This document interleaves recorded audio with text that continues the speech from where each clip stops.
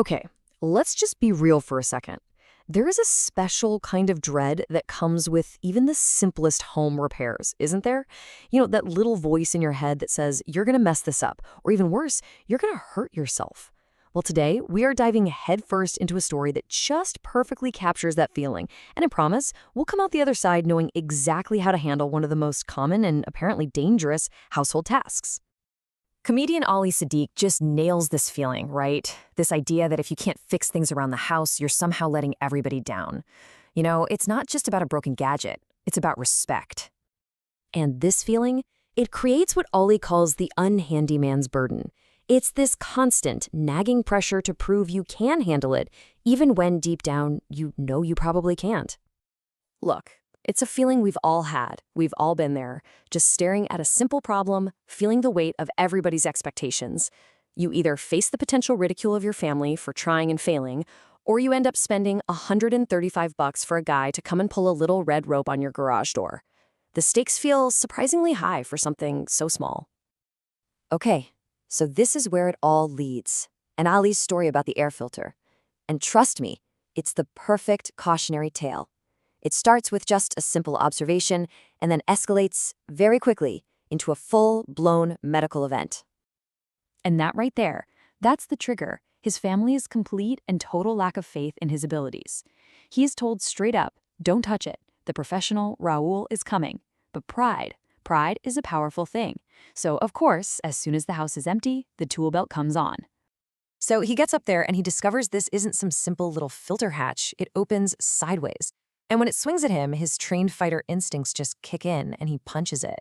The problem, as he points out, is that you can't start a fight when you're standing on a ladder. He goes down, and he goes down hard.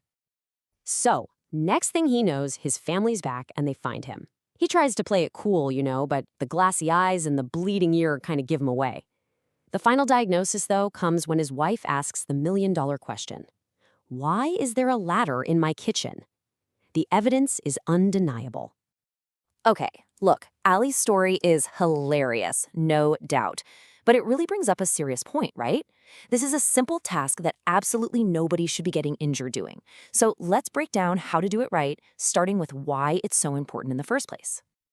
You see, it turns out that little rectangle of cardboard and fiber, it does way more than just catch a bit of dust. It's actually a key player in your home's health, your comfort, and even its efficiency. It really boils down to three distinct, absolutely critical functions that a clean filter performs for your home. First up, it's about your health. A clean filter improves your air quality by trapping all that nasty pollen and dust. It also prevents gross stuff like mold from growing in your ducts. And crucially, it lets your whole HVAC system breathe, which makes it run more efficiently and, you guessed it, lowers your energy bills. So this isn't just about dust, it's about your health and your wallet. All right, so we get why we need to change it. Now let's talk about the how. We're going to demystify the specs so you can grab the right one and get this done in under a minute. No ladders or fistfights required. Okay, first thing you're going to see is something called a MERV rating. Don't let the acronym scare you. It just stands for Minimum Efficiency Reporting Value. It's a simple scale from 1 to 20. The higher the number, the smaller the particles it can trap. For most homes, honestly, something in the MERV 8 to 13 range is the sweet spot. So you've basically got two choices. There are those really cheap fiberglass filters, the ones you have to change every single month and they barely catch anything. Then you have pleated filters. Yeah, they cost a bit more upfront, but they last for months and capture over 85% of particles. They are the clear winner for air quality and for long-term value. And the process itself? Oh man, it's ridiculously simple. Forget the ladder, forget the kitchen drama. Step 1, find the size. It's printed right there on the side of your old filter. Step 2, pop open the vent. And step 3, slide the new one in. Just make sure the little arrow on the side points into the vent, following the airflow. That's it, you're done. And all of this brings us right back to the biggest lesson from Ali's story. It's not about being tough. It's about being smart and actually knowing your limits.